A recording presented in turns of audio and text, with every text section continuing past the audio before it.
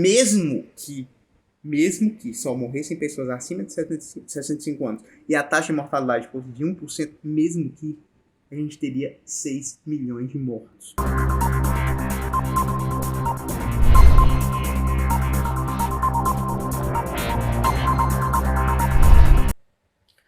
Fala pessoal, tudo bem com vocês? O vídeo de hoje se chama Entendendo a Exponencial Casos Coronavírus. A gente está vendo muita gente falando besteira por aí, sem entender o que está acontecendo, sem entender o que é uma exponencial. Casos como, é uma gripezinha, vamos com calma que a gente vai tentar explanar um pouco sobre o tema e entender ainda por cima a função exponencial. Bora lá, galera. Então é o seguinte, eu sou o professor Santino Melo, eu tenho graduação pela Universidade de Coimbra e pela UFC, mestrado aqui pela UFC e ainda sou doutorando. O meu doutorado é pela UFC em Engenharia e Ciências de Materiais. Simbora nós. Então vamos lá. Antes de entender o que é uma exponencial, vamos fazer a seguinte pergunta. O que é uma função? Uma função é algo que leva um elemento de um lugar até outro elemento de outro lugar. Então ele transforma um elemento do primeiro lugar no elemento do segundo lugar. Vamos tentar entender isso aqui em relação a conjuntos. Você tem um conjunto A, e esse conjunto A ele sofre a influência da função. Essa função leva um elemento de A até um outro conjunto chamado de conjunto B.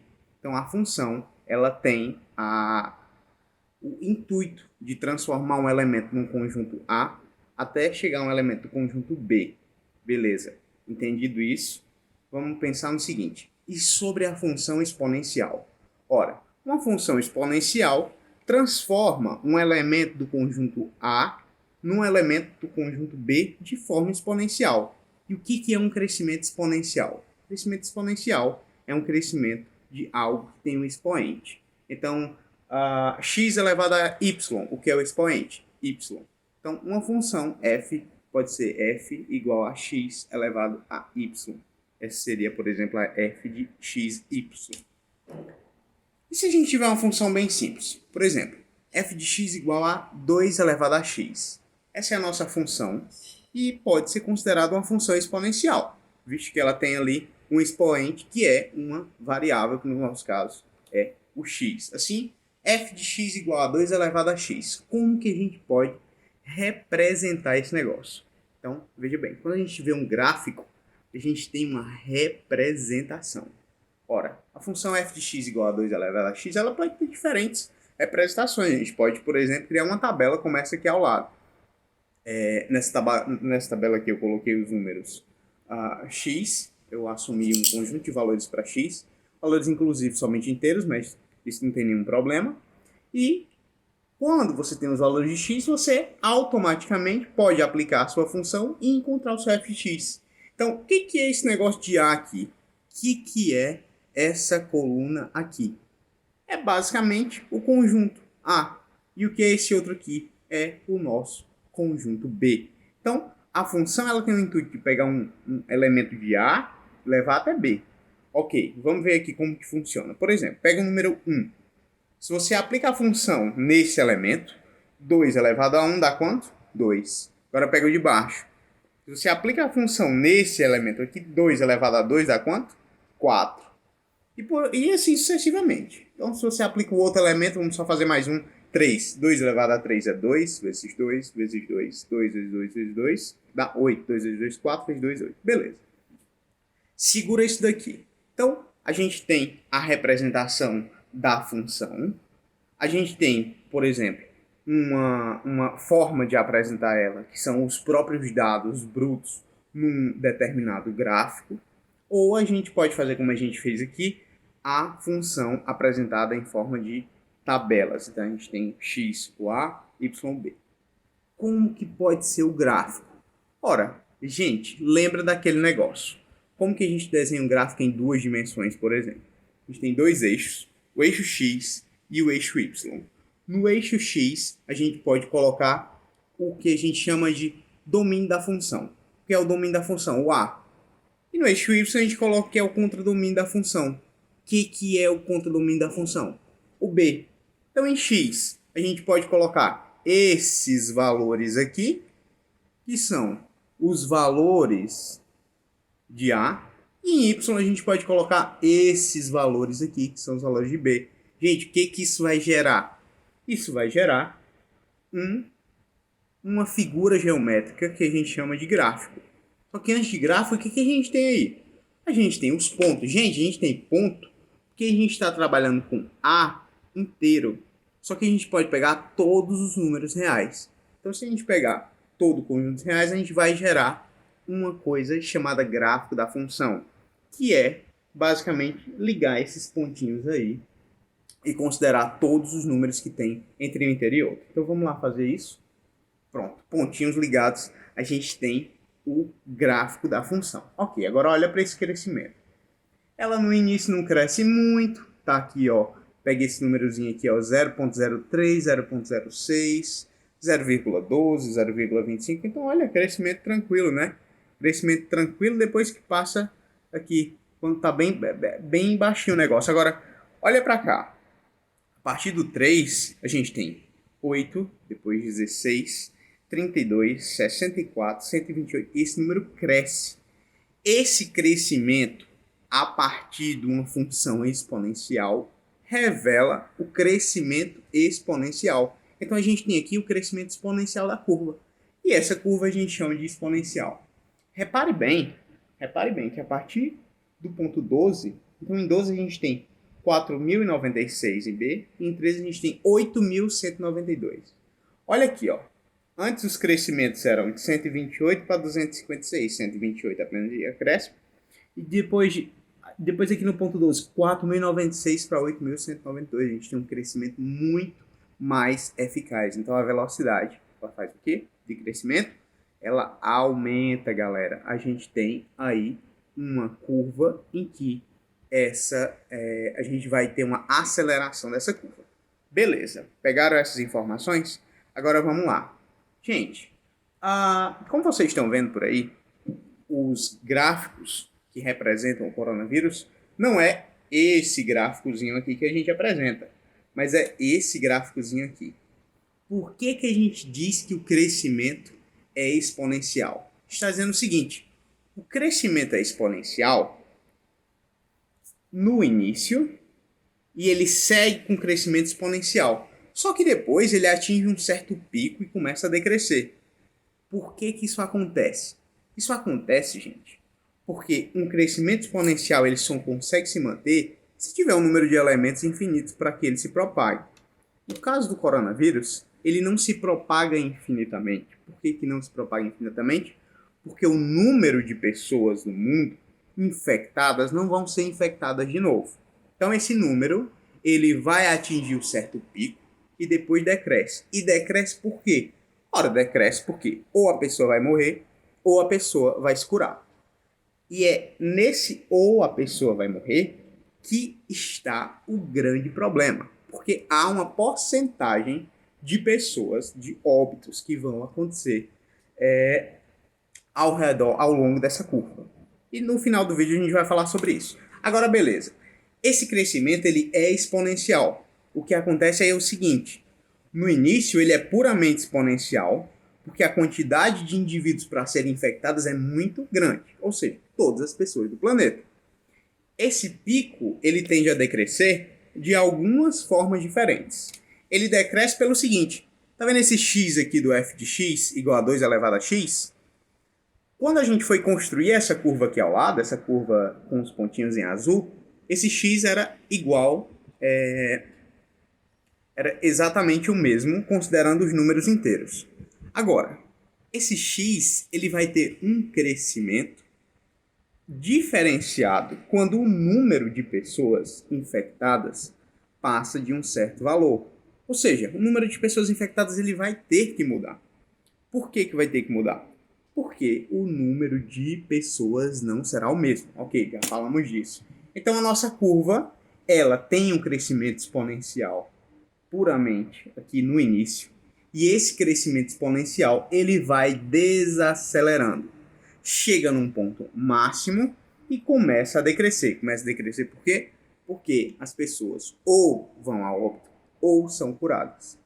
É esse decrescer aqui E esse pico aqui que nós estamos interessados. Por quê? Porque quando chega nesse pico aqui, galera, a quantidade de gente infectada é muito alta. A gente não tem leito, não tem UTI para essa galera toda. Então, por que que morre muita gente? Primeiro, por causa do coronavírus. Vamos deixar de falar besteira. Se não tivesse coronavírus, não tava essa galera toda morrendo. Ah, mas morreu de gripe. Isso, galera, mas numa taxa muito menor. Quando a gente diz que tem muita gente sendo infectada ao mesmo tempo, isso significa dizer que tem muita gente no hospital ocupando leito. Inclusive, morre gente de coronavírus, morre gente de que pegou outras doenças e o coronavírus, e morre também gente de que tem outra doença, mas nada a ver com coronavírus, mas precisaria do hospital e não vai poder ir. Então, galera, isso é preocupante por causa do número de pessoas infectadas e por causa dessa taxa de crescimento que é enorme. Enorme. Ah, mas tem outras gripes, não sei o que, morre muita gente de gripe. Isso, galera. Mas a maioria da população já está vacinada. Tomou vacina ano passado e vai tomar vacina esse ano. Essa gripe não tem vacina. Ah, tem o cloroquina, não sei o que. Está em fase de teste, galera. Teste. Até o momento que a gente vê no noticiário morreu 7 mil, morreu 8 mil, morreu não sei quantos mil. Galera, é gente demais. Mas beleza, vamos seguir aqui a nossa consideração. Então vamos tentar olhar para alguns países. Por exemplo, Estados Unidos. Olha para o crescimento dessa curva. Gente, olha para o crescimento dessa curva dos Estados Unidos. Olha para a nossa curva. Crescimento da curva dos Estados Unidos. Crescimento da curva da Itália. Crescimento da curva da Espanha. Crescimento da curva da Alemanha. Adivinha como que está o crescimento da curva do Brasil? Crescimento da curva do Brasil. Gente, é claramente uma função exponencial.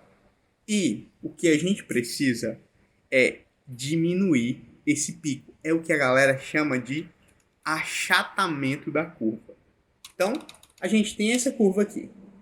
Essa curva está fazendo isso, né?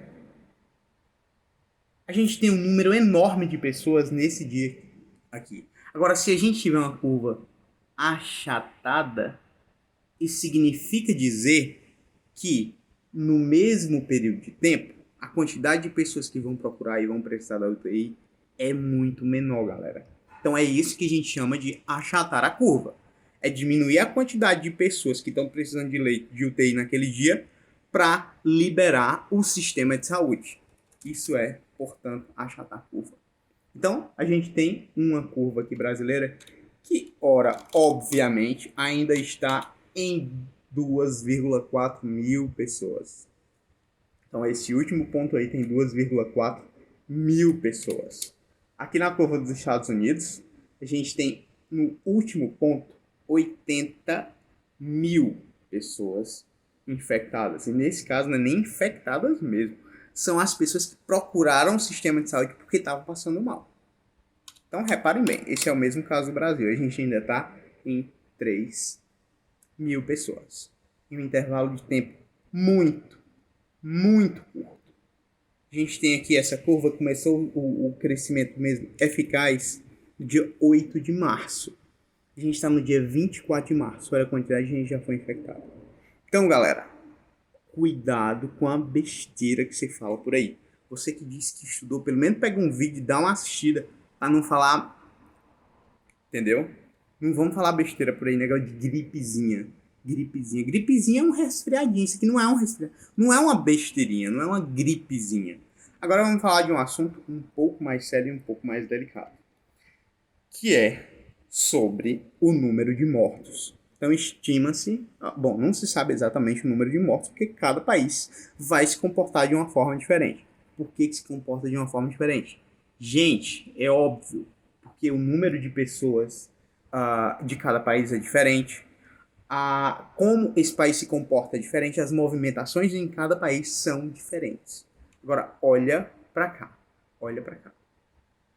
Se a gente considerar o número de pessoas de 2016, o número de pessoas de 0 a 14 anos, 1,8 bilhão, de 15 a 24, 1,1 1 bilhão, de 25 a 54, 3 bilhões de pessoas, 55 a 64 anos, 629 milhões de pessoas, 65 anos ou mais, 635 milhões de pessoas.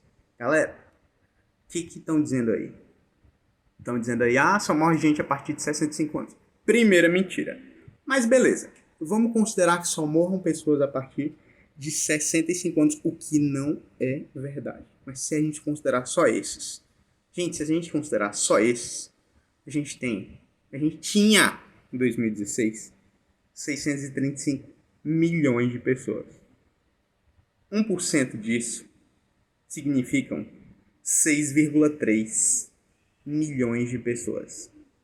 Vocês têm ideia de que se a taxa de mortalidade de pessoas acima de 65 anos for de 1%, são 6,3 milhões de pessoas. A gente está falando de 6,3 milhões de óbitos, galera. Gente, isso é sem precedentes. Então, parece que a galera não, a maioria dos países já entenderam esse recado. Que mesmo que só morressem pessoas acima de 65 anos e a taxa de mortalidade fosse de 1%, mesmo que a gente teria 6 milhões de mortos num intervalo de meses. Então, para que isso seja combatido, precisa o quê? Precisa de isolamento social. E precisa parar de falar besteira. Precisa se conter. Se você não sabe de um tema, não fala besteira, porque você pode estar prejudicando outras pessoas, porque outras pessoas às vezes vão pegar a besteira que você falou, aí vão internalizar aquela besteira que você falou, vão externar para os outros e fudeu tudo, porque as outras pessoas vão começar a acreditar, se propagando rapidamente. Gente, espero que vocês tenham entendido esse vídeo de hoje. A gente usou o caso da exponencial e o caso do coronavírus juntamente porque eles são um caso que podem ser explicados a partir dessa função matemática. Pega isso, dá uma olhada nesse vídeo, tenta entender e bora se cuidar, galera. Valeu, até o próximo vídeo. Espero que vocês fiquem bem. Até mais.